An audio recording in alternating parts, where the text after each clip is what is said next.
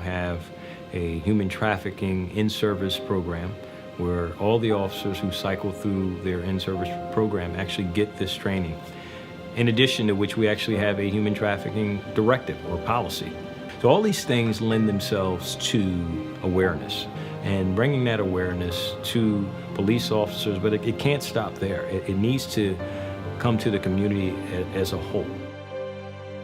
With pimping, he's not in that room. He's down in the hotel bar, or majority of times, he's sitting in his car because he knows the guy's coming. So he'll leave the room and he'll go down there as soon as she tells the guy, call me when you're in the parking lot. Let's just say we have a juvenile. He acquires that girl and he uses threats, coercion.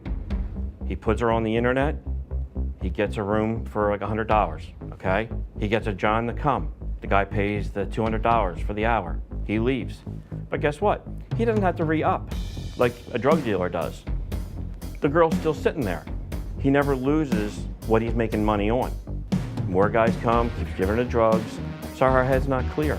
It's a repetitive cycle and it's money making, and he's so far removed that unless you know what you're looking for, even in the law enforcement, I mean, a guy sitting in a car isn't breaking the law. Part of what Philadelphia Police Vice Squad does is called patronizing, and that's where our female officers will pose as prostitutes. She finally saw a way to get out. What drew her to us was she saw every one of our mobile chapels has a lit cross on the outside that's made of LED lights, actually, yellow LED lights. She saw that lit cross and she made a beeline for that.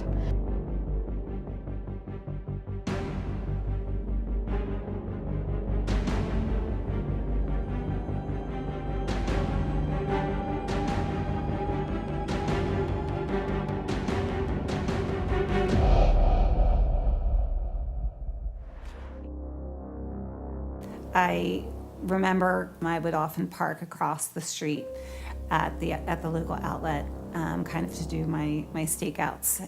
And so it was during those times that I was able to typically observe that it was an all-male clientele that was going in to frequent the location. So at that point then, I found myself down at the state police. They were suspecting that there might be some issues of trafficking wrapped up in it, and the Wilkes-Barre Crime Unit was part of that process. And so then for the next year and a half, I was part of working with the trooper from that crime unit. It was one of these kind of don't get involved, but if you're gonna get involved, can you look for this car, this license plate, these people, here's what they look like.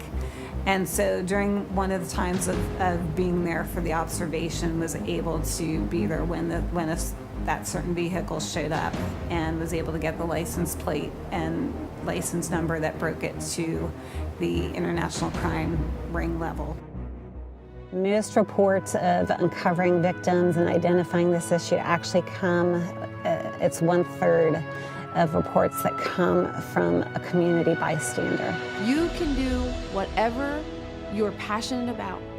We have women coming into the Truth Home who love to bake, who love to garden. They've got no experience with trafficking victims. They've got no experience with trauma victims. However, they can drive the women to different appointments.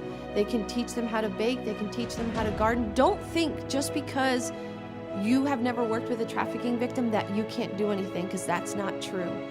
You sometimes just need to be a shoulder to cry on. That's where the hope comes from. It comes from people pouring it into us, telling us that we are worthy, that we are not defined by our past. That's what it takes. The U.S. slavery system was one of the largest in history. In the 1820s, 2 million people were enslaved, almost 5% of the population. Although every state north of the Mason-Dixon line had abolished slavery, both the South and the Free North profited from slave labor. This was especially true after the invention of the cotton gin, which led to an increase in the production of goods made from cotton. The U.S. stopped legally importing slaves in 1808, but the slave population continued to grow to over 4 million by the time of the Civil War, with a market value of over $3 billion.